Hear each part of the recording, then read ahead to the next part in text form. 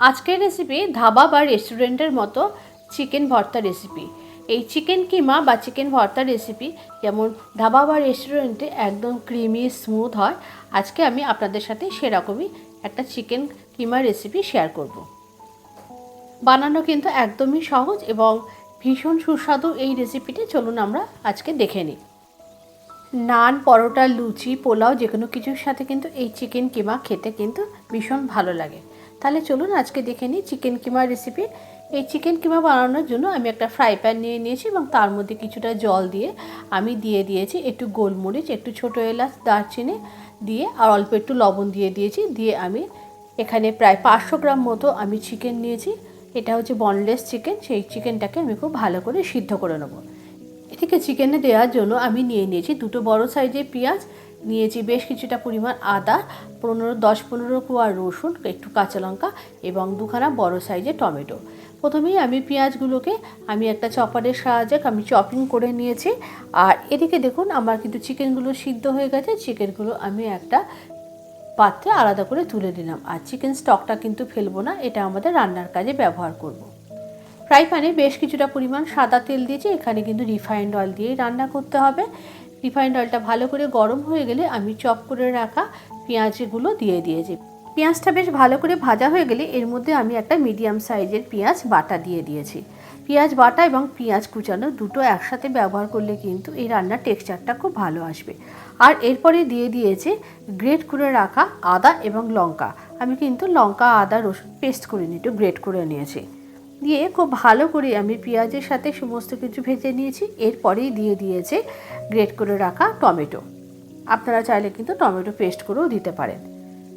আদা, পেঁয়াজ, রসুন, টমেটো খুব ভালো করে ভেজে নিয়েছি। এদিকে আমি একটা পেস্ট বানিয়ে নেব। তার জন্য আমি 8-10 কোয়া কাজু বাদাম, কিছুটা চারমগজ এবং দিয়ে দিয়েছি অল্প একটু টক দই দিয়ে আমি একটা মিহি পেস্ট বানিয়ে রাখবো।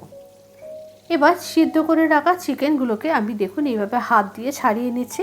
আপনারা চাইলে কিন্তু ফর্কের সাহায্যে ছাড়িয়ে নিতে পারেন। ভালো করে চিকেনটাকে ছাড়িয়ে নিয়েছি এইভাবে। এরপরে আমি এই কষানো মশলার মধ্যে দিয়ে দিয়েছি স্বাদ অনুযায়ী লবণ এবং অল্প একটু হলুদ। আর দিয়ে দিয়েছি একটু ভালো কালারের জন্য কাশ্মীরি রেড চিলি পাউডার, দিয়ে দিয়েছি 1 টিস্পুন মতো ভাজা জিরের গুঁড়ো এবং 1/2 টিস্পুন ধনে গুঁড়ো দিয়ে আমি সমস্ত মশলা কিন্তু আমি পেঁয়াজ, আদা, রসুনের সাথে ভালো করে ভেজে নিয়েছি।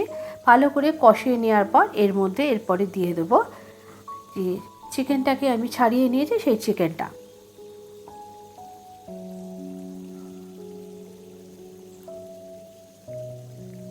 এরপরে চিকেনটাকে মশলার সাথে খুব ভালো করে কষিয়ে নিতে হবে। মশলার সাথে ভালো করে কষিয়ে নেওয়ার পর আমি এর মধ্যে দিয়ে দিয়েছি কিন্তু চিকেন স্টকটা।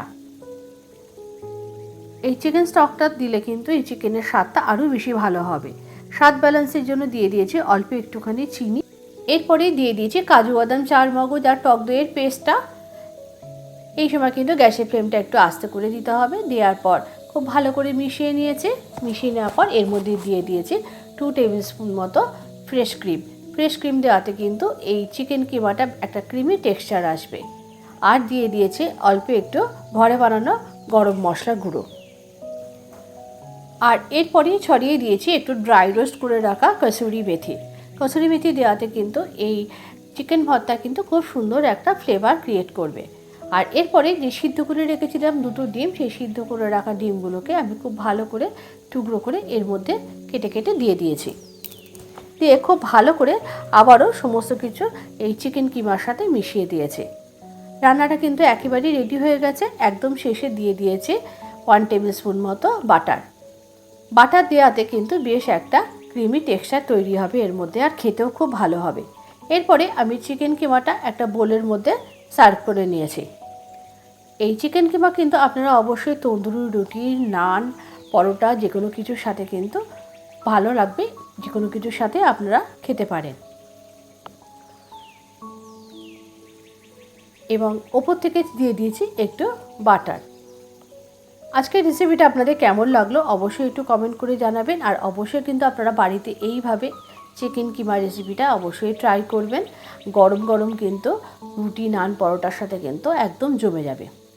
আর আপনাদের কিন্তু ধাবা বা রেস্টুরেন্টে গিয়ে আর চিকেন কিমা অর্ডার করে খেতে হবে না।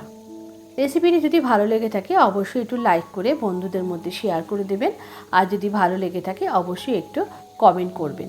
আর যদি ইউটিউব থেকে দেখে থাকেন তাহলে একটু চ্যানেলটি সাবস্ক্রাইব করে দেওয়ার জন্য অনুরোধ রইল। অবশ্যই কিন্তু বাড়িতে ট্রাই করতে হবে আর কমেন্ট বক্সে কিন্তু জানাতে ভুলবেন না যে আপনারা কেমন করে বানালেন এবং আপনাদের রেসিপিটা কেমন লাগলো। আবারও হাজির হব পরবর্তী ভিডিওতে আর একটা নতুন কোনো রেসিপির সাথে।